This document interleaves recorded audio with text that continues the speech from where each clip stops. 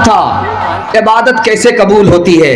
मेरा पहला सवाल, इबादत कैसे कबूल होती है।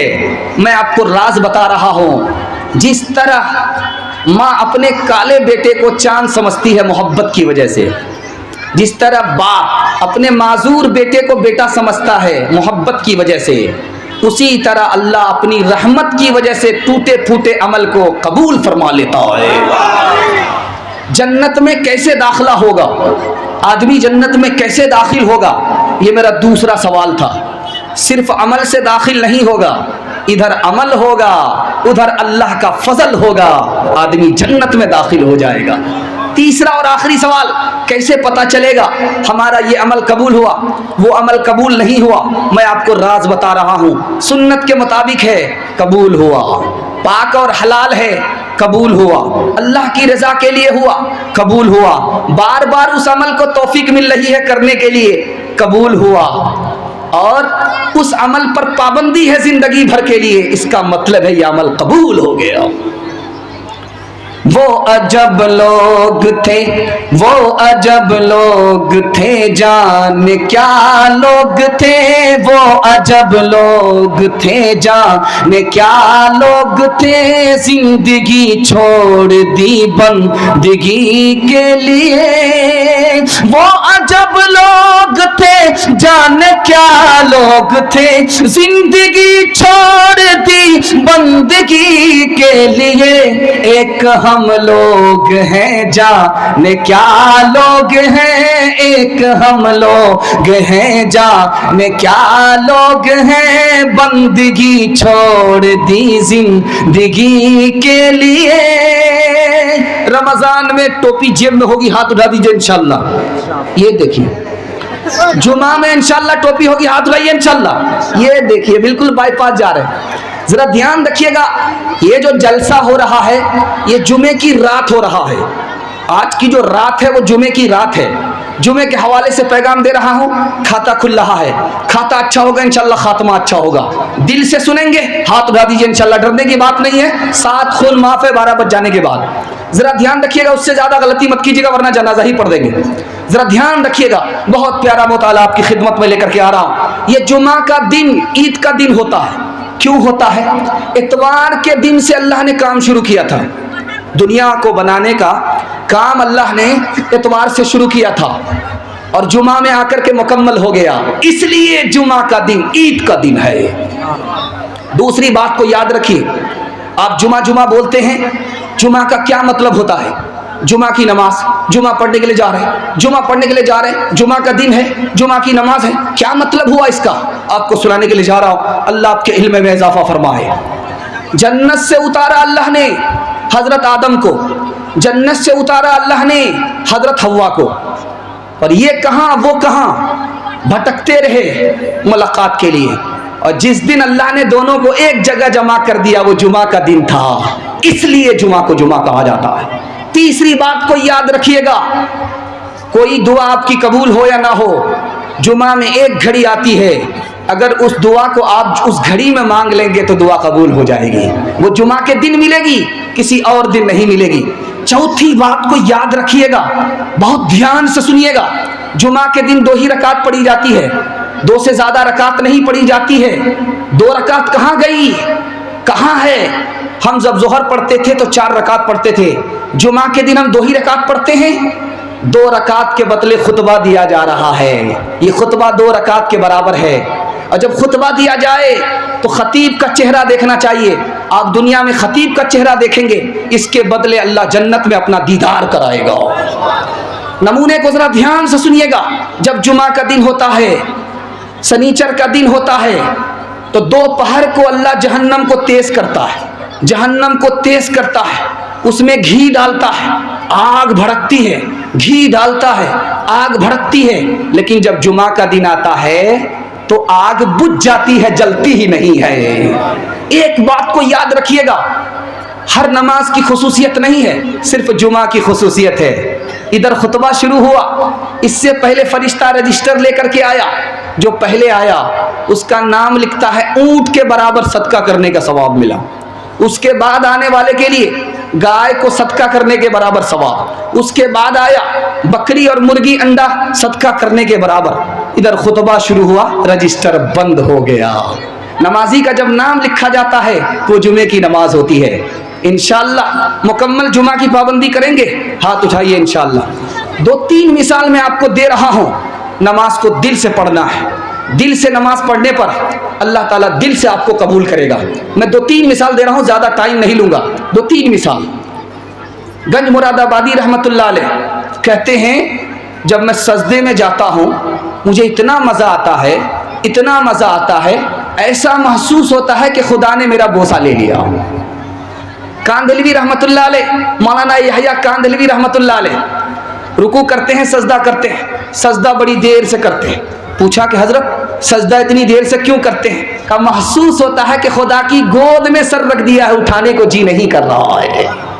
शेखुल हिंद महमूद हसन देवबंदी रहमतुल्लाह अलैह से पूछा जा रहा, हजरत आपकी ख्वाहिश क्या है? का जन्नत जाना चाहता हूँ। का जन्नत में क्यों जाना चाहते हैं? का अल्लाह से कहूंगा कि अर्श के नीचे नमाज पढ़ने की जगह दे दो, इससे ज्यादा कोई हमारी ख्वाहिश नहीं है। शेख अब्दुल वाहिद कहते हैं, मजलिस में तस्करा हुआ, कह रहे नमाज पढ़नी है दुनिया ही में पढ़ लो, आखिरत में पढ़ने को नहीं मिलेगी, जन्नत में पढ़ने का मौका नहीं मिलेगा। रोने लगे। लोगों ने पूछा कि आप क्यों रोते हैं? कहा जिस जन्नत में नमाज पढ़ने की इजाजत नहीं होगी, उस जन्नत में जाने का मजा कैसा होगा। नमाज के बोलो ना काज छे, काज के बोलो अमर नमाज छे। नमाज भी परो परे कि जो बाप दीबे তুমি প্রভুর কাছে ফজর কাটে ঘুমের ঘরে জোহর কাজে কাজে অসর কাটে খেলাই দোলাই মগরিব মাঝে মাঝে এশার সময় গেলে থাকো পিছে দুনিয়ার পিছে। নামাজ কে বলো না কাজ আছে, কাজকে বলো আমার নামাজ আছে। জাগ এ উম্মতি শাহ दुनिया वो दी तेरे सोने का अब वक्त बाकी नहीं। होश कर खोल आंखें कहाँ सो गया, देख दुश्मन जमाना तेरा हो गया। बुलबुल कह रही है ये क्या हो गया, उस चमन का निगहबा कहाँ सो गया। मस्जिदे आज तेरी सुनसान है, तो अपने को कहता मुसलमान है। जीते जीते नमाज पढ़ेंगे, मरते मरते नमाज पढ़ेंगे, मस्जिद में आकर के जनाजा पढ़ेंगे, हाथ उठाइए इंशाअल्लाह।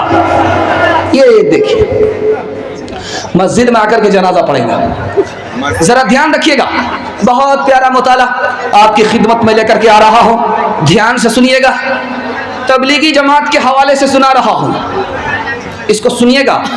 बड़ा कांटे का मुताला आपकी खिदमत में लेकर के आ रहा हूं। तबलीगी जमात के हवाले से 3 पैगाम देने के लिए जा रहा हूं, इसको ध्यान से सुन लीजिएगा, मैं कामयाब हो जाऊंगा। आप जितना ध्यान से सुन रहे हैं, किसी जलसे में इतना ध्यान से लोग सुनते नहीं हैं। आप 12 बज जाने के बाद बैठे, ऐसा महसूस हो रहा है जलसा अभी शुरू हो रहा है। अल्लाह आपको भी कबूल फरमाए, आपकी औलाद को भी कबूल फरमाए, पूरे जलसे को कबूल फरमाए। ध्यान दीजिएगा, दावत और तबलीग के हवाले से सुनाने के लिए जा रहा हूं। एक है काबिल होना, एक है कबूल होना। लड़की है बहुत खूबसूरत है, लड़की है बहुत खूबसूरत है, इसका मतलब क्या हुआ? काबिल है। शौहर ने कबूल कर लिया, इसका मतलब है मकबूल है। कमाल तो है कि शौहर कबूल कर ले। इब्लीस को अल्लाह ने कबूल नहीं किया, फिरौन को अल्लाह ने कबूल नहीं किया, अबू जहल को अल्लाह ने कबूल नहीं किया, अबुल फजल को कबूल नहीं किया, फैजी को कबूल नहीं किया। ये दरबारी मुल्ला थे। किसको कबूल किया? मुजद्दद अल्फिसानी को कबूल किया। इब्राहिम अलैहिस्सलाम को खाना काबा बनाने के लिए अल्लाह ने कबूल किया। मरियम को बैतुल मक़दिस की खिदमत के लिए कबूल किया। राबिया बसरी को विलायत के लिए अल्लाह ने कबूल किया, मोइनुद्दीन चिश्ती को हिंदुस्तान के लिए कबूल किया। 90 लाख लोग उनके हाथ पर बैत हुए, मुरीद हुए। 7 लाख लोग कलमा पढ़कर मुसलमान हुए।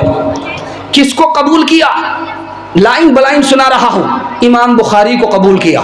इमाम बुखारी को क्यों कबूल किया?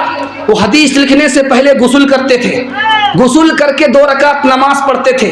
हर हदीस से पहले गुस्ल करते थे, नमाज पढ़ते थे, उसके बाद हदीस लिखते थे, अल्लाह से दुआ करते थे।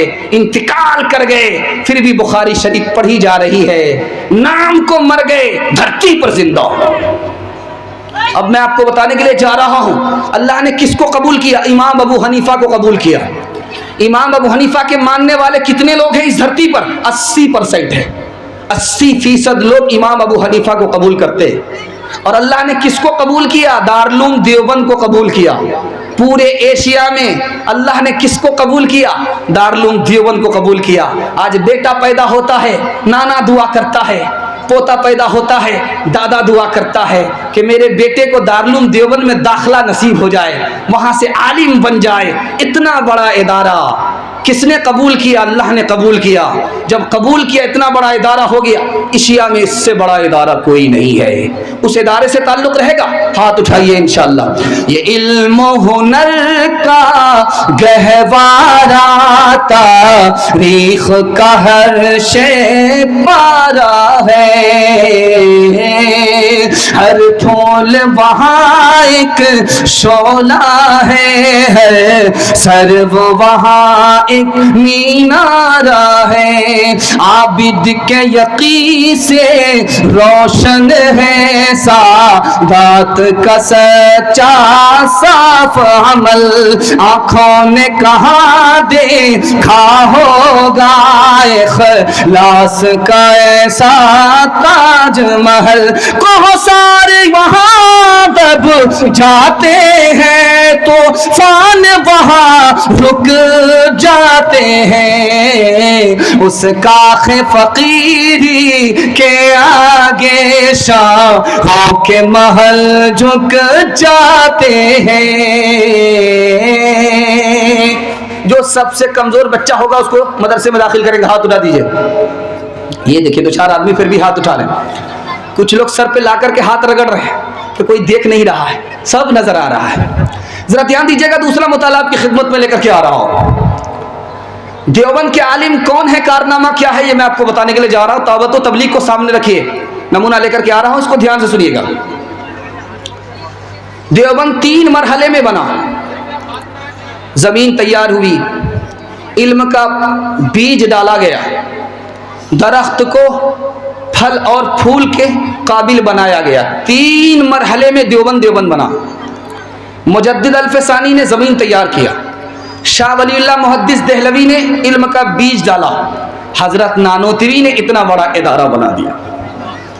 देवबंद में क्या होता है ये मैं आपको बताने के लिए जा रहा हूं। देवबंद ने पूरी दुनिया को क्या तालीम दिया ये मैं आपको बताने के लिए जा रहा हूं। बुत परस्ती को खत्म किया, देवबंद ने पहला काम किया।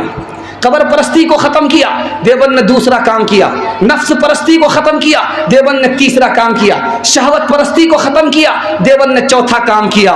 सबसे बड़ा ये काम किया, खुदा परस्ती की तालीम पूरी दुनिया को देकर के दिखाया। अब देवबंद का कारनामा सुनिए, लाइन बलाइन सुना रहा हूं। आर्या समाज खड़ा हुआ कि मुसलमानों को मुसलमान नहीं रहने देंगे, जैसे नरसिम्हानंद अभी खड़ा हुआ है कि मुसलमान को मुसलमान नहीं रहने देंगे। तुम जैसा फिरौन भी आया, नमरूद भी आया, चला गया, सब खाक में मिल गया। इस्लाम कल भी था, आज भी है, क़यामत तक बाकी रहेगा।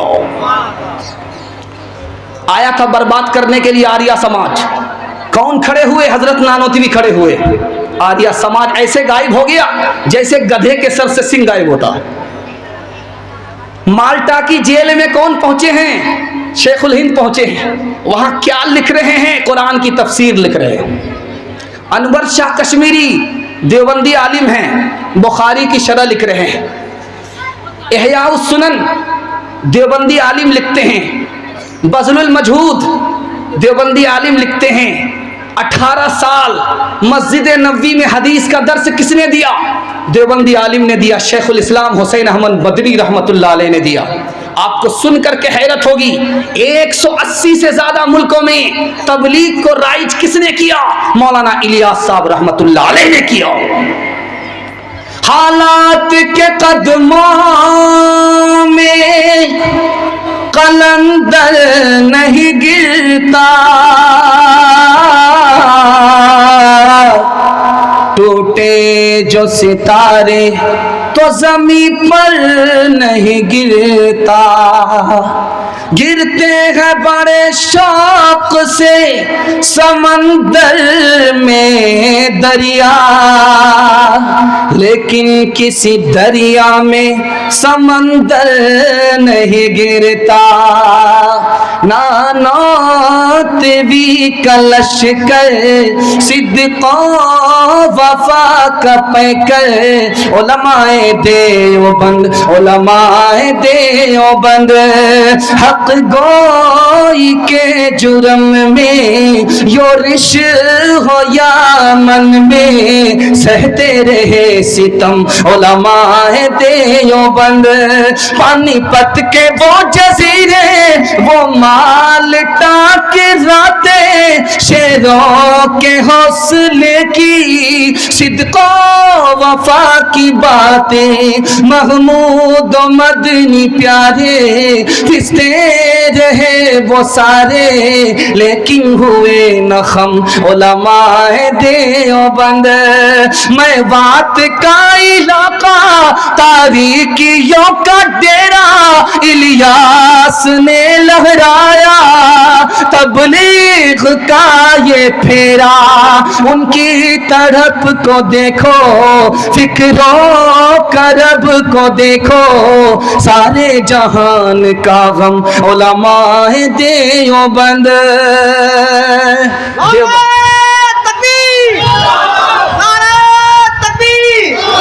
मुफ्ती साहबुल लतीफ साहब सरबुलंद सरबंद देवबंद देवबंद। बस तीसरा पैगाम दे रहा हूं, ध्यान से सुनिएगा, बहुत तबीयत से आप सुन रहे हैं, अल्लाह आपको कबूल फरमाए और पूरी दुनिया से अल्लाह दावत व तबलीग की जानी माली मुकम्मल हिफाजत फरमाए। आमीन बोलिए। कबूलियत की घड़ी है, खुदा आसमान पर आ चुका है। तीसरा पैगाम बड़ी हिम्मत के साथ मैं आपकी खिदमत में दे रहा हूं, इसको धरा ध्यान से सुनिएगा। अंग्रेज जब इस मुल्क में आया तो उसने मुसलमानों की जागीर को छीनना शुरू किया। सरकारी वक़फ़ है, छीन लिया, कब्जा कर लिया। 4000 मदरसे बंद हो गए, 4000 मदरसे बंद हो गए। जायदाद छीन लिया, जायदाद पर कब्जा कर लिया। अंग्रेज आया इस मुल्क में तो सबसे ज्यादा नुकसान किसको पहुंचाया? मुसलमानों को पहुंचाया। मदरसे बंद हो गए। जब मदरसा बंद हुआ तो कुरान की तालीम कैसे हुई? हदीस किसने पढ़ा?